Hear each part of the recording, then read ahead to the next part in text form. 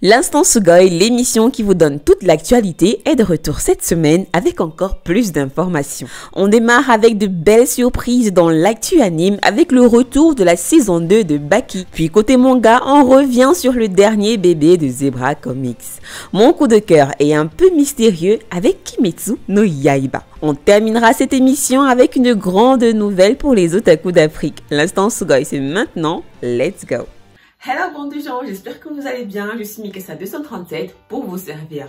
On se retrouve donc pour une nouvelle semaine et qui dit nouvelle semaine dit nouvel épisode de l'Instant Sugoi. Aujourd'hui dans cette vidéo, je vous ai réservé une grosse surprise de bonnes nouvelles dans la rubrique Afro Otaku qui est, comme vous le savez, la rubrique consacrée à toutes les informations utiles pour les otaku d'Afrique. Mais comme cette rubrique est la dernière, on est obligé de commencer par le commencement qui est l'actu anime. C'est parti.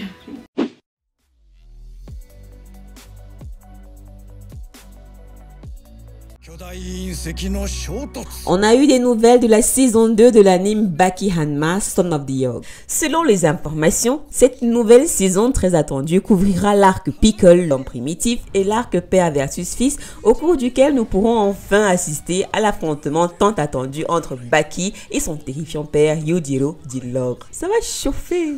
Au programme, des combats toujours plus intenses, des nouveaux personnages passionnants et surtout une plongée toujours plus profonde dans le fascinant monde des arts martiaux avec des duels de violence et d'exagération, tout comme ceux à quoi les précédentes saisons nous ont habitués. Le studio d'animation a été MS Entertainment et celui-ci a programmé la saison 2 pour le 26 juillet 2023. Trop bien.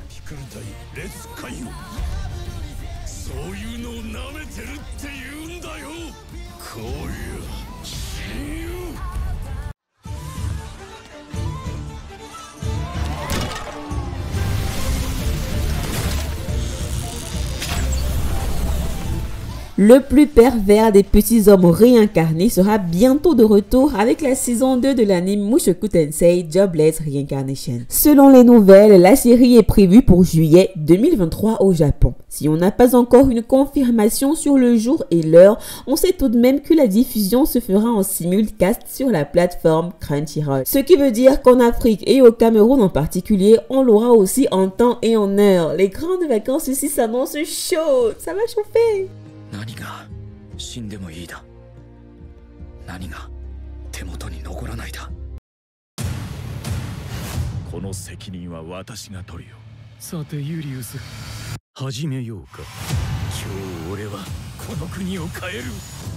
Toujours pendant les grandes vacances, on a une bonne nouvelle pour les fans de Black Clover. Comme vous le savez, le film de l'anime de la série de Yuki Tabata a été annoncé il y a quelques mois de cela et cette nouvelle a énormément fait parler les foules. Alors que tout le monde est resté en alerte en attendant des infos sur une date de sortie, on a enfin des réponses. C'est officiel, le 16 juillet 2023 sortira le film de Black Clover, Sword of the Wizard King. Moi j'ai hâte de le découvrir, surtout que ça fait plusieurs mois que l'on n'a pas entendu Asta crier. Oui, même ça m'a manqué.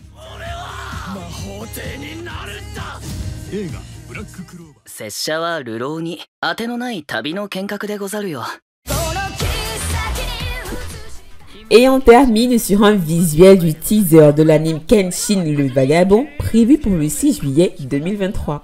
Je ne sais pas pour vous, mais les grandes vacances ici s'annoncent vraiment sympathiques.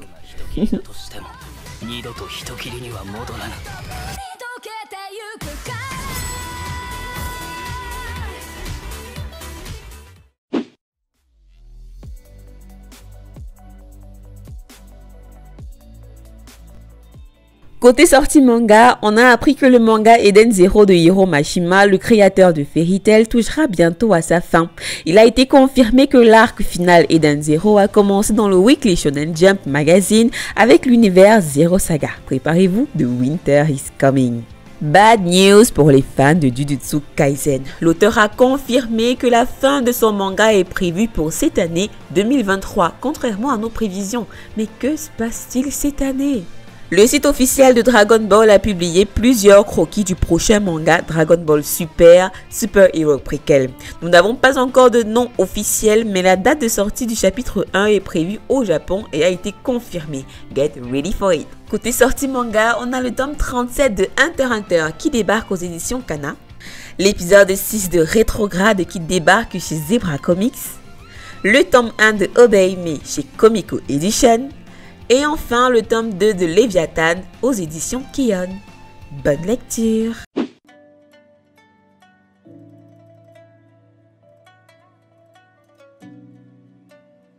Mon coup de cœur cette semaine est une série que je redécouvre et que vous connaissez certainement. Il s'agit de Kimetsu no Yaiba. Pour ceux qui ne connaissent pas, Kimetsu no Yaiba, encore appelé Demon Slayer, raconte l'histoire de Tanjiro, un jeune homme qui vivait dans la montagne avec sa famille. Mais après avoir quitté ses proches pour aller vendre du charbon en ville, il rentre et découvre que sa famille avait été massacrée par ce qui semblait être un démon. Dans le feu de l'action, il constate que sa jeune sœur Nezuko avait survécu au drame mais avait été changé en monstre. Tanjiro entreprend alors un long périple dans le but de trouver un moyen de changer sa jeune sœur devenue démon en humaine. C'est ainsi que commence sa quête en tant que pourfendeur de démons, Demon Slayer. Cela fait plusieurs années que la série est sortie et cette année, on a assisté à la sortie de la 3e saison de l'œuvre de Koyoharu Gotoge qui a une fois de plus fait l'unanimité. Je vais être honnête, comme de nombreuses personnes, j'ai découvert la série sur Telegram et des années plus tard, et même après avoir terminé le manga, l'animation me donne toujours autant les frissons. Dites-moi ce que vous avez pensé de cette saison et de la série en général. Pour moi, c'était un régal. Je vous la recommande vivement. Bon visionnage!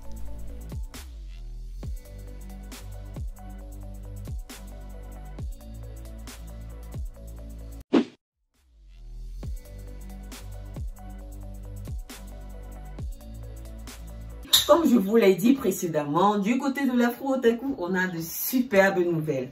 Connaissez-vous le Kamer Otaku Festival? Eh bien, c'est l'un des plus grands événements organisés pour la communauté Otaku d'Afrique noire, Afrique centrale, et celui-ci est organisé au Cameroun. Trop bien! Souvenez-vous, l'an dernier, on avait assisté à la première édition de ce festival et c'était déjà incroyable. Cette année, à ce qui paraît, ce sera le feu! Et j'ai trop hâte. Je vous tiens informé de toutes les informations relatives à cette édition. Donc rejoignez-moi sur les sociaux pour plus d'informations. Désolée pour le bruit. Je sais pas ce qu'ils sont en train de faire. Ça risque de nous déranger, mais ça va pas nous arrêter. Mis à part ça, on a eu enfin la sortie de l'épisode 2 du résumé foireux de SNK version Kamer et les réactions sont déjà incroyables. Il faut dire que SNK qui est déjà une série exceptionnelle mélangée avec la langue du Ngolé, honnêtement, ça a fait le buzz et je vous en remercie. Vous pouvez retrouver le premier épisode et le deuxième épisode sur ma chaîne YouTube car c'est Mathilde et moi qui avons beaucoup travaillé dessus. Je verrai s'il y a des possibilités pour qu'ils le passent aussi à la télé.